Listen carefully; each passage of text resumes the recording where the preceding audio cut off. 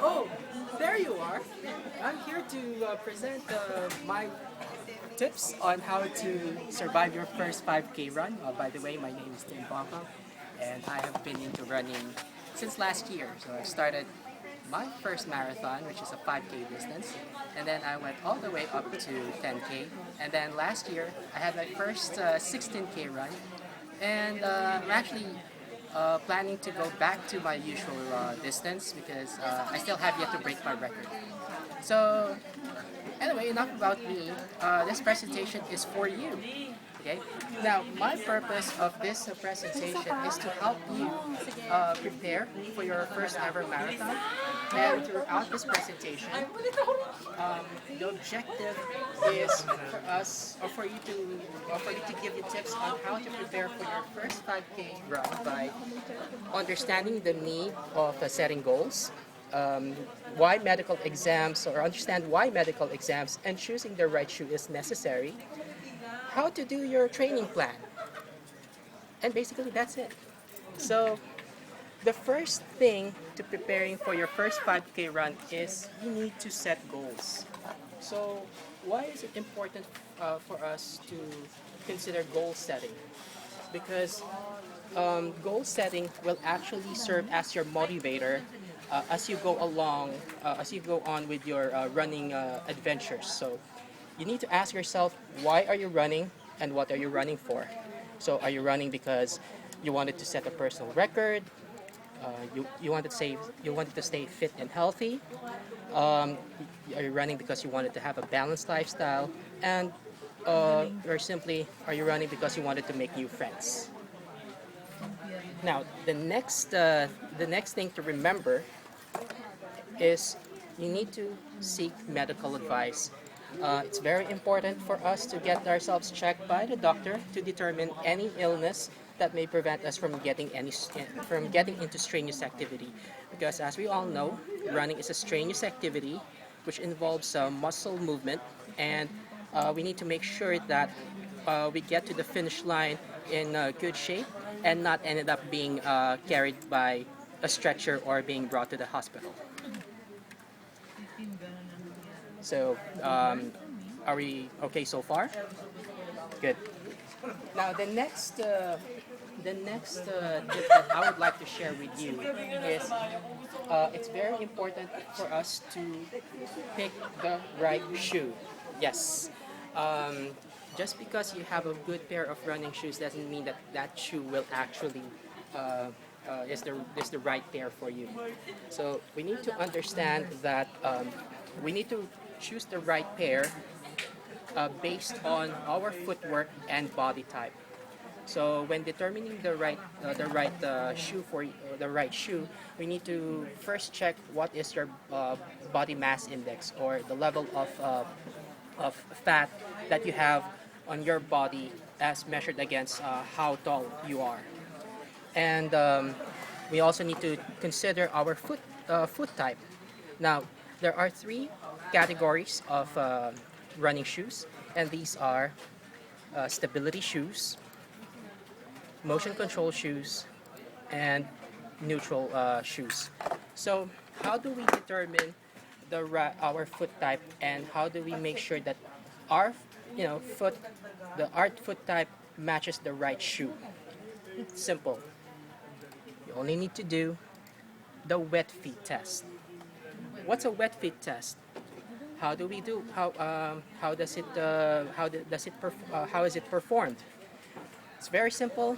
All you need to do is simply wet your feet and walk over a flat surface, either on the floor or on a sheet of paper. Now, it's best that you put some baking soda on top of the paper so that when you step on it, it will actually leave a very good print. So baking soda will act as a blueprint. So that when you step on the paper, you'll actually have a perfect picture of your foot type, and you will see the different archetypes. So once you've completed your wet feet test, you simply base your archetype on on this chart, so you'll know for sure what kind of shoe you'll be having. So if you have a normal arc, then you will need a stability shoe. If you have a high arc, which means that your heel is almost not visible, then you'll be needing cushion shoes or neutral shoes. So um, this will actually neutralize your footwork or in the way you step on the ground. And if you're a flat foot, meaning you can actually see your heel, then you'll be needing motion control shoes. Now, motion control shoes will definitely help you um, in um, in having a good balance, and it should help you. Uh,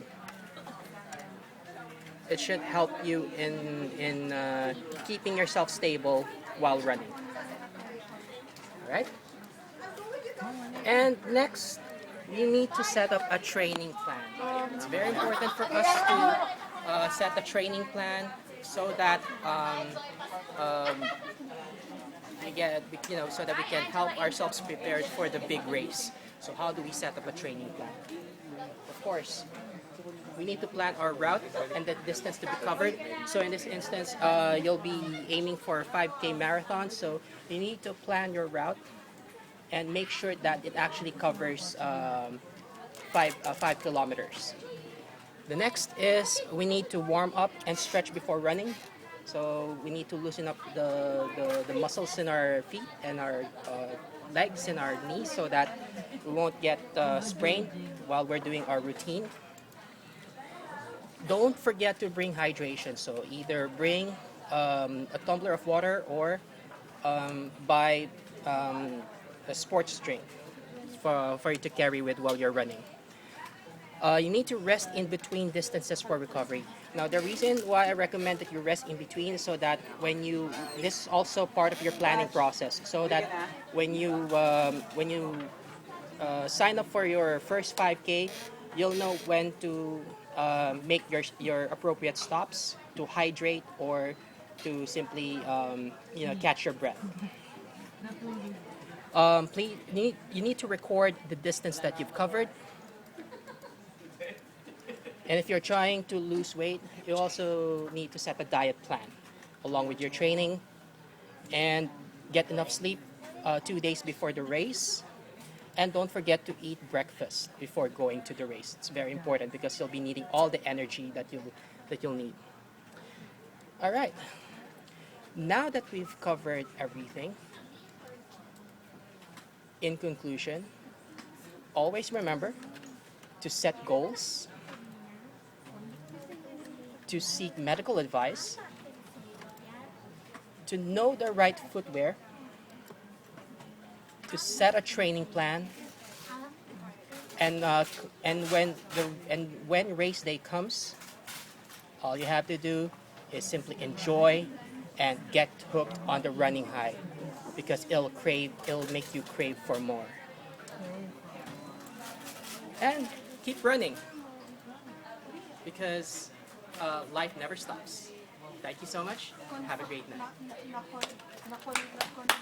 Good job.